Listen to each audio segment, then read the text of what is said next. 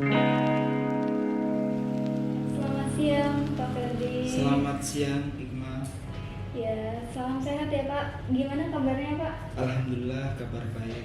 Alhamdulillah sehat ya. Terima kasih sebelumnya sudah mengizinkan saya untuk datang pada hari ini, dan terima kasih untuk kesediaannya menjadi narasumber saya pada siang hari ini. Yang pertama di sini, apa hal yang paling berkesan selama Bapak berproses di dunia politik? Yang paling berkesan di proses politik bisa bertemu masyarakat, bisa tahu aspirasi-aspirasi mereka dari hal yang kecil sampai yang besar. Kalau kita diskusi atau di forum-forum kan biasanya lebih hal-hal yang normatif, tapi kalau kita berproses berpolitik, kadang kita ketemu dengan banyak orang, tahu keinginan-keinginan, harapan-harapan mereka, dan itu semua sebenarnya juga bagian dari proses-proses politik yang sebenarnya bisa jadi harapan itu digantungkan kepada para politisi atau para orang aktor politik. Dan saya sangat menikmati untuk bisa ada di tengah-tengah masyarakat dan aktor politik tadi itu, karena kita banyak berhimpun, minimal bertemu mereka.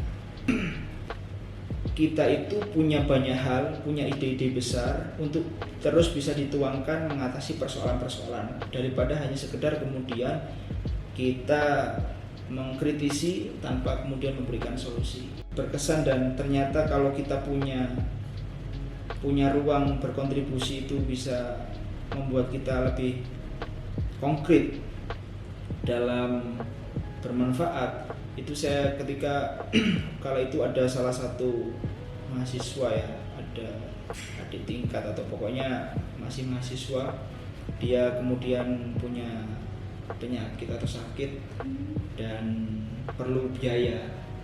Kita karena sama-sama mahasiswa waktu itu kan tentu agak berat juga menolong secara langsung, tetapi akhirnya dengan punya pengalaman jaringan dan seterusnya, kita melakukan gerakan menggalang dana. Dan dari situ ternyata ketika dana itu diantar, diserahkan, minimal meringankan beban dan menjadi nyala kehidupan bagi dia. Ada semacam titik bahwa kalau kita bisa memberikan sesuatu pada orang lain, itu kayak ada kepuasan batin tersendiri gitu. Nah, jadi disitulah menurut saya politik itu bukan hanya sekedar merebut kekuasaan, enggak, tetapi adalah bagaimana kita mendapatkan kepuasan batin ketika bisa bermanfaat untuk orang lain. Luar biasa, bermanfaat untuk orang lain. Pertanyaan selanjutnya di sini, Bapak ini kan sedang menempuh pendidikan S3 di Universitas Indonesia.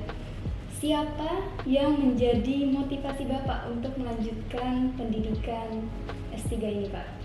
Untuk sebenarnya kalau yang paling memotivasi saya bisa melanjutkan studi ini, inspirasi besar utama saya adalah ibu saya sebenarnya. Jadi meskipun beliau tidak sekolah sampai tinggi seperti itu, tetapi menurut saya ibu saya adalah inspirator atau my mother ya, my inspiration. Jadi beliau inspirasi di segala hal. Tapi memang untuk di dunia akademik, salah satu yang menginspirasi saya adalah ada nama besar Profesor Muhammad Alwi Dahlan. Beliau ini guru besar komunikasi, doktor pertama komunikasi di Indonesia, yang kemudian merintis mengembangkan ilmu komunikasi, dan saya juga alhamdulillah bisa berinteraksi dengan beliau. Karena kalau merujuk dari keilmuan, beliau ini juga salah satu murid langsung dari para founding father ilmu komunikasi dunia, salah satunya Wilbur Scrum, kalau teman-teman mungkin nanti bisa mempelajari itu. Tapi saya banyak terinspirasi dari beliau terkait dengan kiprah-kiprah akademik, dan juga tidak melepaskan diri dari kontribusi-kontribusi di bidang politik pemerintahan itu.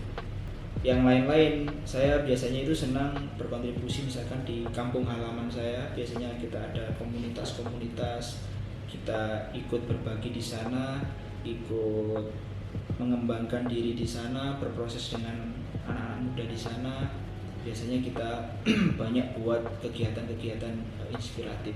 Itu biasanya saya lakukan ketika saya pulang ke kampung halaman. Itu beliau bilang gini, namanya Prof.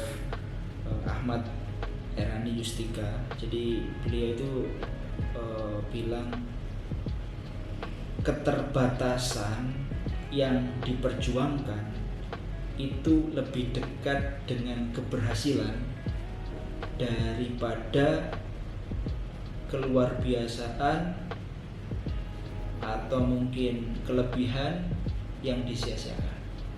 Atau istilahnya bahasa beliau, kalau kita tidak punya banyak alat, banyak ruang, ya kita perjuangkan keterbatasan itu, karena itu lebih dekat dengan keberhasilan daripada keluarbiasaan atau mungkin kelebihan atau banyak hal yang disia-siakan. Itu akan mendekatkan kegagalan. Jadi intinya kita punya semangat itu aja.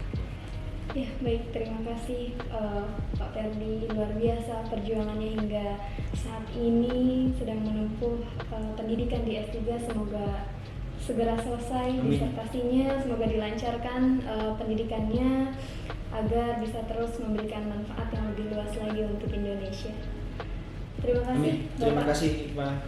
Terima kasih. Sukses. Dan salam sehat. Salam sehat.